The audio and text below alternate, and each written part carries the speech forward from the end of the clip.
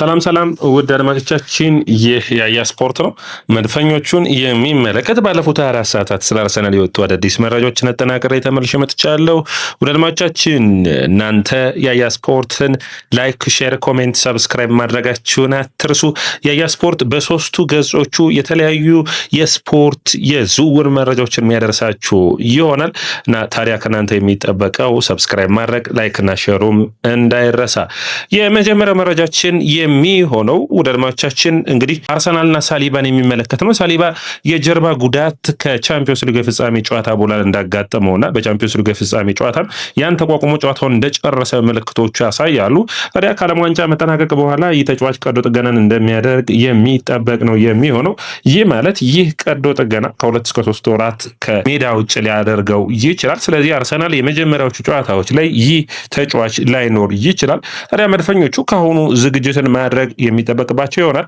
ያው ሞስኬራ ነው ቦታውን ሸፍኖ ሊጫወት የሚችለው። የእንግሊዝ ፕሪሚየር ሊግን የመጀመሪያ ሳምንታቶች እንግዲህ ምን ያክል ጉዳቱ ያርቀዋል፣ ምን ያክል ጠንካራ ነው እንግዲህ በሚቀጥሉት ጊዜያቶች የሚታይ ነው የሚሆነው።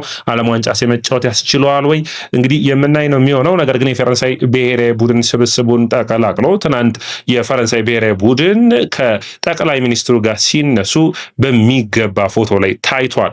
ወደ አድማቻችን ሌላኛው መረጃ የሚሆነው አርሰናልና ሽያጭን የሚመለከት ነው። እንግዲህ መድፈኞቹ በአንድሬ በርታ ስርም ቢሆን ባለፈው ውድድር ዓመት በጥሩ ሽያጭ ላይ ቡድኑና ስብስቡ አልታየም ነበር። ታዲያ አሁንም በድጋሚ በሽያጮች በዚህ ክረምት ላይ ጠንካራ የሆነ መርህን አስቀምጧል። አንዱ እንግዲህ በሃምቡርግ በውሰት እየተጫወተ የሚገኘው ፋቢዮ ቪዬራን ይመለከታል። ፋቢዮ ቪዬራ በሃምቡርግ ጥሩ ፐርፎርማንሱን አሳይቷል። ነገር ግን ፋቢዮ ቪዬራን 20 ሚሊዮን ዩሮ የመክፈል ፍላጎት ሃምቡርጎች የላቸውም። ይህ ለአርሰናል አሳሳቢ ነው። ታዲያ አርሰናሎች ፋቢዮ ቪዬራ በሃምቡርግ መቆየትን ይመርጣል። ነገር ግን ይህንን 20 ሚሊዮን ዩሮ መክፈል የሚችል ሌላ ቡድን ካለ ይህንን ተጫዋች ወደ ሌላ ቡድን የመልቀቅ ሀሳብ እንዳላቸው መረጃዎች ያሳያሉ።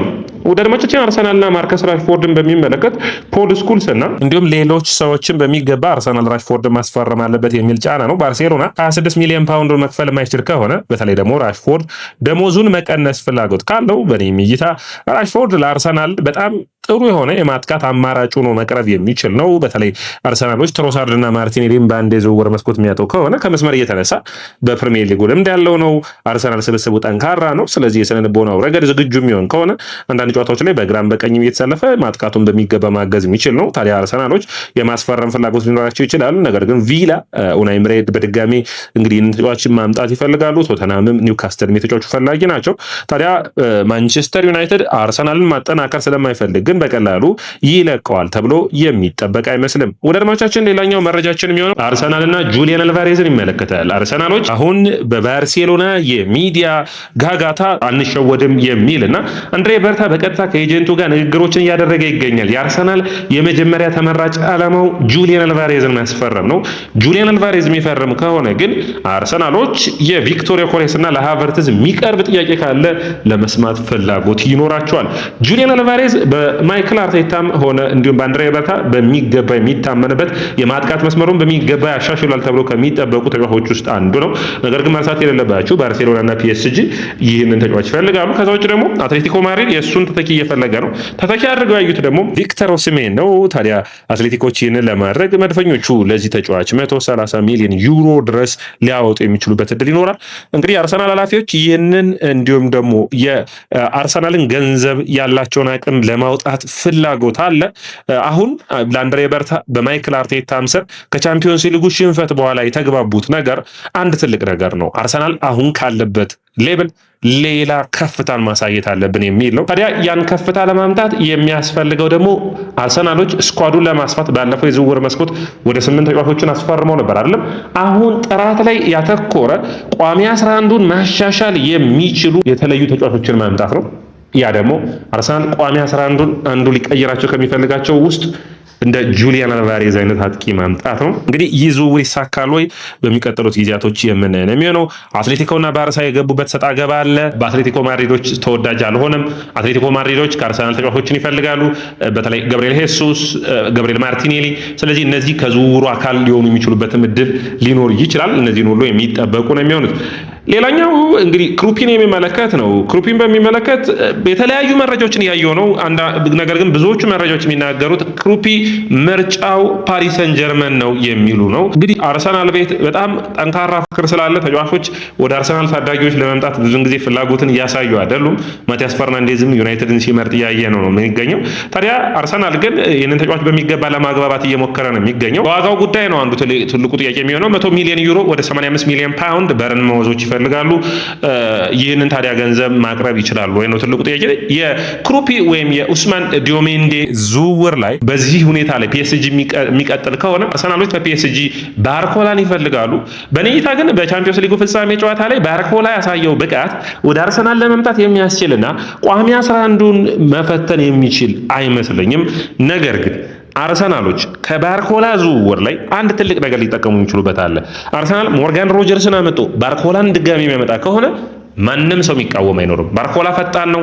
በፕሪሚየር ሊጉ የተለያየ አይነት እድሎችን ስለሚያገኝ ነው የሚስተው። የተሻለ ተጫዋችም የማድረግ አቅም ሊኖር ይችላል። ስለዚህ ያንን መጠቀም የሚቻል ነው የሚሆነው። ነገር ግን ሌላ የመስመር ተጫዋች ሳይመጣ ባርኮላ ብቻ የመስመር ተጫዋች አድርጎ መውሰድ ግን ትንሽ በዝውውር መስኮቱ ላይ አስቸጋሪ የሚያደርገው ነው። አርሰናል የቀኝ መስመር ተጫዋቾችን ከሚፈልጋቸው ውስጥ በትናንትናው ፕሮግራማችን ያነሳ ነው ፔሌስትሪንን የሚመለከት ነው። ፔሌስትሪን እንግዲህ ዱምፍሪስ ወደ ሪያል ማድሪድ የሚሄዱ ነገር እርግጥ እየሆነ ስለመጣ ኢንተር ሚላን የዚህ ተጫዋች ፈላጊ ሆኗል። 40 ሚሊዮን ዩሮ አቅርበዋል። አርሰናሎች ባለፉት ቀናቶች የዚህን ዝውውር በሚመለከት አትላንታን ጥያቄ አቅርበዋል። 50 ሚሊዮን ዩሮ አቅርቡ የሚል ሀሳብ መጥቶላቸዋል። አርሰናሎች ታዲያ የቀኝ መስመር ላይ በትናንትናው ፕሮግራማችን እንዳነሳ ነው እነዛ ተጫዋቾች እንዳሉ ሆነው አሁን ደግሞ ናትናኤል ብራውንን ጨምረዋል። ይህ የ22 ዓመት አስገራሚ የፍራንክፈርት የመስመር ተጫዋች ታዲያ ግራውንም ቀኙንም መሸፈን መቻሉ ተመራጭ አድርገዋል። የአንድሬ በርታ ሀሳብ አርሰናል የመሃል ተከላካይና የቀኝ ተመላላሹን የሚሸፍንለት ተጫዋችን ካገኘ በዚህ ዝውውር ቢያስፈርም የሚል ነው።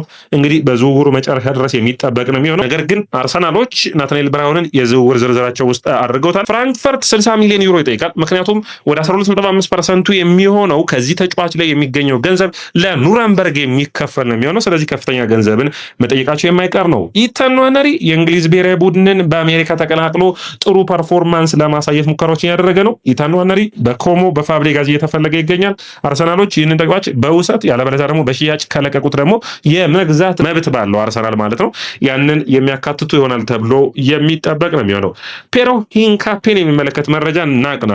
የፔሮ ሂንካፔን ዝውውር በሚመለከት አርሰናሎች ይህንን ዝውውር ባለፈው ክረምት ሲያካሂዱ የጃኮብ ኪቪየርን ዝውውር አይተው ነበር አይደለም። ጃኮብ ኪቪየር ላይ አርሰናሎች 17 ሚሊዮን ዩሮ እየታየ የሚጨመር 5 ሚሊዮን ዩሮ 22 ሚሊዮን ዩሮ የሚያገኙ ይሆናል። አርሰናል ይህንን ሲስማማ 30 ሚሊዮን ዩሮ ብቻ በመጨመር ከዛ ዝውውር ላይ 52 ሚሊዮን ዩሮ ከባየር ሊቨርኩሰን ጋር ተስማምቷል። አሁን ዝውውሩ በይፋ ወደ 45 ሚሊዮን ፓውንድ አካባቢ ነው የሚመጣው። አርሰናል ወደ 29 ሚሊዮን ፓውንድ ተጫዋቹ ያወጣ ይሆናል ከኪቪየርን ከተካ በኋላ። ይህ እንግዲህ ትልቅ ዕድል ነው። መድፈኞቹ እንግዲህ የዓለም ዋንጫ እንግዲህ በቀጣዮቹ ቀናቶች 9 ቀናቶች ቀርተውታል። የዓለም ዋንጫ ሲጀመር ከሚጠበቁ ነገሮች ውስጥ አርሰናል 16 ተጫዋቾችን አስመርጧል።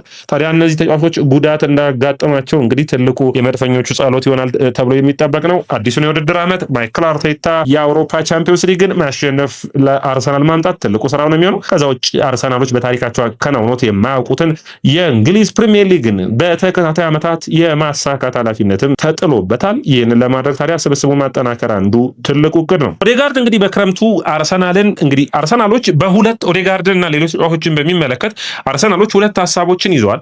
ኦዴጋርድ፣ ሃቨርትዝ፣ ራይስ እና እንዲሁም ጁሊያን ቲምበርን በሚመለከት እነዚህ 4 ተጫዋቾችን በሚመለከት አዲስ የኮንትራት ድርድር ውስጥ እንደሚጀምሩ የአንድሬ በርታ ትልቁ ስራው በዚህ የውድድር ዓመት ከመስከረምና ጥቅምት ድረስ እነዚህን ተጫዋቾች ማሳመንና ኮንትራታቸውን ማስፈረም ነው። በተለይ ዲክላን ራይስ ከሪያል ማድሪድ ጋር ስሙ ሲያዝ አይተናል። ነገር ግን ዲክላን ራይስ በይፋ ወጥቶ እኔ የአርሰናል ተጫዋች ነኝ፣ በአጠቃላይ የቀጣዩ ዓላማ ሁሉ በአርሰናል የመቆየት ነው የሚል አስተያየቱን ሰጥቷል። ኮንትራት ማራዘሚያ ድርድሮችን እያደረጉ ይገኛሉ። ነገር ግን ኦዴጋርድ ከወደ ቱርክ ፈላጊ ቡድን መጥቷል። ጋላታሳራይ ተጫዋቹ ፈላጊ ሆኗል። ነገር ግን አርሰናል የሚፈልጉትን ገንዘብ መክፈል የሚችሉ አይደሉም። ባየር ሙኒክም ኢንተር ሚላንም አርሰናል ተጫዋቹን 80 ሚሊዮን ፓውንድ በታች የሚቀመስ አይደለም የሚል አስተያየታቸውን ሰጥቷል። በትናንትናው ፕሮግራማችን ያነሳነው ጀርሚ ሞንጋ ወደ አርሰናል የመሄዱ ነገር አሁን እርግጥ እየሆነ መጥቷል። አርሰናሎች 10 ሚሊዮን ፓውንድ ለሌስተር ሲቲ የኮንትራቱን ከመፈረሙ በፊት በታዳጊነት እድሜው ለሌስተር ላገለገለበት የመክፈል ፍላጎት አላቸው። አርሰናሎች እንግዲህ ባርኮላን ብቻ አይደለም እንደ ሁለተኛ ከሞርጋን ሮጀርስ በመቀጠል ሁለተኛ የግራ መስመር ተመራጭ አድርገው የያዙት አንዱና እኔ በጣም በእግር ኳስ ክህሎቱ የሚያስገርመኝ ማይክ ጎርስ ይባላል። በጣም አስገራሚ ውድ አድማጮቻችን የአያክስ ተጫዋች ነው። ይሄ በዘመናዊ እግር ኳስ ውስጥ እንደዚህ አይነት ድሪብል የሚያደርግ ውድ አድማጮቻችን አርሰናል እንግዲህ ከትሮሳርድ 1.1 መሰለኝ ማርቲኔሊ 0.9 ነው ድሪብል የሚያደርጉት 2.1 ገደማ ነው። ማይክ ጎርስ ግን 2.85 ድሪብል የማድረግ አቅም ያለው ነው። በጣም አስገራሚ የሆነ የመስመር ተጫዋች ነው። አድማጮቻችን አርሰናሎች ይህንን ተጫዋች ለማምጣት 29 የጎል ተሳትፎዎች አሉት። 14 ጎሎችና 15 ወይ 16 አሲስቶች አሉት። በጣም አስገራሚ ክህሎት ያለው ተጫዋች ነው። ይህንን ተጫዋች መድፈኞቹ ይፈልጉታል። 40 ሚሊዮን ዩሮ ብቻ ነው መክፈል የሚጠበቅባቸው። በጣም አስገራሚ የመስመር ተጫዋች ነው። አርሰናል ማርቲኔሊና ትሮሳርድ የሚለቁ ከሆነ ሞርጋን ሮጀርስ ላይ ሌላ ተጫዋችን መጨመር ግድ እንደሚላቸው እያሰቡበት የሚገኙ ነው። ሚካኤል ሞሪኖን በሚመለከት ሚካኤል ሞሪኖ እኔ አርሰናልን የምለቅ አይደለሁም፣ በአርሰናል ቤት እቆያለሁ፣ አሁንም እቅዴ ከፍ ያለ ነው የሚል አስተያየቱን ሰጥቷል። ምንም ጥያቄ የለውም። በማይክል አርቴታ ከማይነኩ ተጫዋቾች ውስጥ አንዱ ሚካኤል ሞሪኖ ነው። ምክንያቱም ሜዳ ላይ የሚያደርጋቸው የአመራር ብቃትና ቡድኑን በተለየ ሁኔታ የማሰልና በጣም በታክቲኩ ረገድ በአሰልጣኞቹ በጣም የሚወደድ ተጫዋች ነው። ገደማቻችን አርሰናል እንግዲህ ስሙ የተረሳው ሬሲ ኔልሰን በዚህ ክረምት የሚፈልገው ቡድን ካለ ይህንን ተጫዋች መውሰድ ይችላል የሚሉ መረጃዎች ወጥቷል። ወደ አድማቻችን ሌላኛው መረጃችን የሚሆኑትን አጠራጠር እያደረኩ ያደረሳቸው የሞርጋን ሮጀርስ ጉዳይ ላይ እንግዲህ ለአስቶን ቪላ በጣም አስቸጋሪ የሆነባቸው በዝውውር መስኮቱ ላይ ወደ አድማጮቻችን አንድ ጉዳይ ነው። ያም ምንድነው ካላችሁ ሞርጋን ሮጀርስ የሚወጣበት ዋጋ ጉዳይ ነው። አስቶን ቪላዎች ከፍተኛ ገንዘብ ይጠይቃሉ። ምክንያቱም 20% ሴሎን ክሎዝ የሚድልስ ቦሮ አለበት። ስለዚህ ይህ ከፍተኛ ገንዘብ ነው። ታዲያ አስቶን ቪላዎች ከ80 እስከ 100 ሚሊዮን ዩሮ ይጠይቃሉ። አርሰናል ግን ይህንን ሁኔታ የመክፈል ሁሉ ፍላጎት አለው። ማይክል አርቴታ በቅድሚያ ነው የሚለው ይህንን ተጫዋች የማስፈረም ፍላጎት አላቸው።